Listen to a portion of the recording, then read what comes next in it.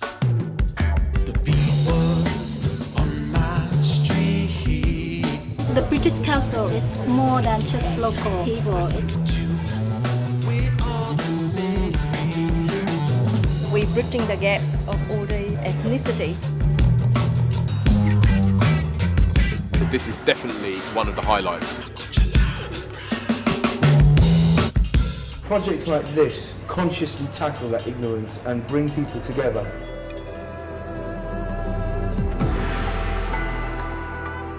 It's a shift away from being given a budget and asked to find ways to spend it which deliver the kind of goals of the organisation, to saying, no, we want a massive scaling up.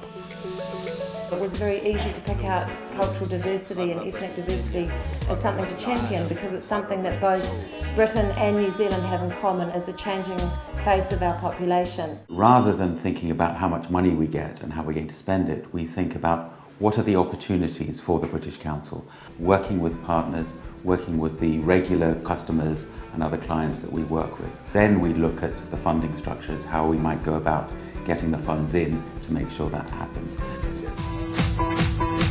It's a global movement. Guerrilla gardening operations have been run in the UK, in Europe, in Libya, but now the leader has come here, courtesy of the British Council. The British Council have taken me to some amazing destinations over the last few years, spreading my illicit advice. The kitchen is a shared workspace for social entrepreneurs, not-for-profits, and people who are working for social good in the world.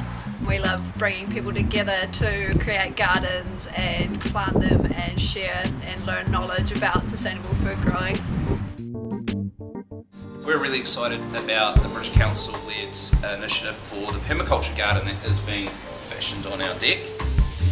And if you gather your mates and build your version, you might find yourself in the UK next year, learning heaps more about stuff to do with social enterprise.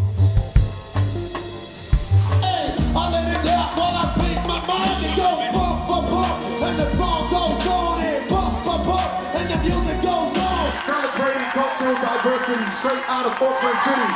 We are people in your neighborhood. A great project which came virtually delivered to us.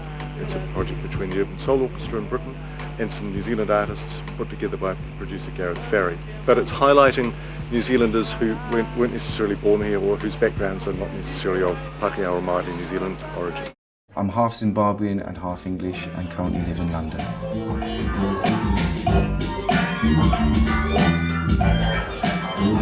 Chờ nhòm người đau thương mãi cả ngày. Oleali ngā mea means, what is that thing? Yes? Oleali ngā mea poetry slam. Bloody tam, you understand? Here, feel the hand. Play it in, Sam. Oleali ngā mea poetry slam. That you all have to join in when he walks into the room. Did da da da da da da da. By joining in this competition, it was our way of supporting emerging designers to really think about inclusive and holistic design when they're doing their creative work. Not only does he not have any arms, he's competing in the Paralympics in the swimming. He also plays the piano with his feet. Hi, we're gathered in Bandung now as part of the British Council Regional Creative Cities project. 56 stakeholders from Japan, China, Indonesia, from Malaysia, New Zealand, Thailand, Taiwan, Vietnam, the Philippines, all thinking, working, sharing things together in Bandung. Everything we did, I thought it was exceptionally well organised from their side point of view. Everything from getting us on buses to different towns, it was really well done. This relationship with these Indonesian local people to manufacturing my own t-shirts over here, so sell it back to New Zealand, sell it back to Japan and stuff, which is really great. And then for the music-wise, I am doing a couple of collaboration tracks with the Malaysian boys, exporting our sound to the Asian countries.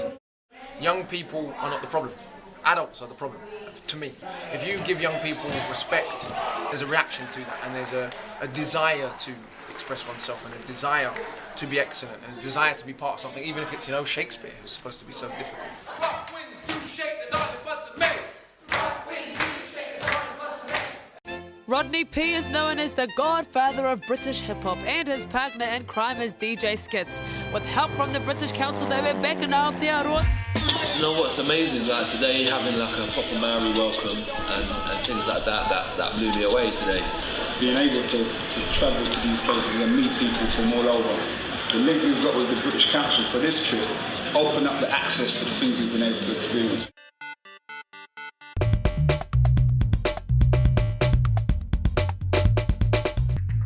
It makes me want to go to the UK. I really want to study over there and do my masters over there and then bring that knowledge back here and make Kiwi design better. Stephen Smith won the DYSON Product Design Award last year. It's a British Council initiative with a vest he designed that keeps athletes hydrated. And now one of the richest and most famous entrepreneurs in Britain has offered him a job.